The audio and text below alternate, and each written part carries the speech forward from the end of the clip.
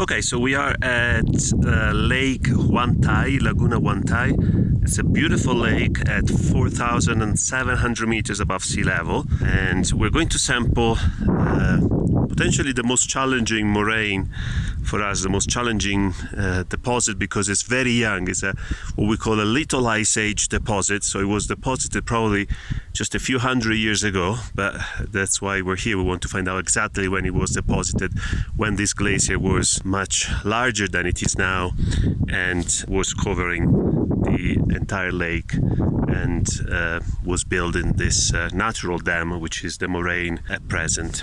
So the question is, why do we come all the way up here to sample these boulders that were deposited by a glacier some time ago?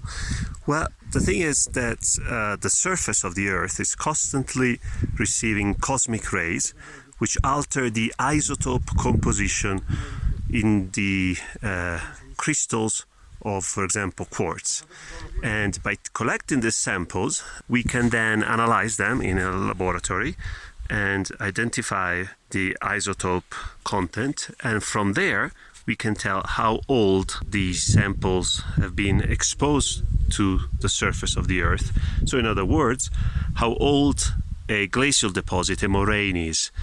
And that's crucial because it tells us that it gives us a time and a roughly exact time of when a glacier was actually here. From that, we can try to reconstruct the glacier and try to see what kind of climate was there at that time. So for example, if the glacier was here, 2,000 years ago, then by reconstructing the glacier and analyzing some glacial parameter, we can tell essentially how the climate was 2,000 years ago.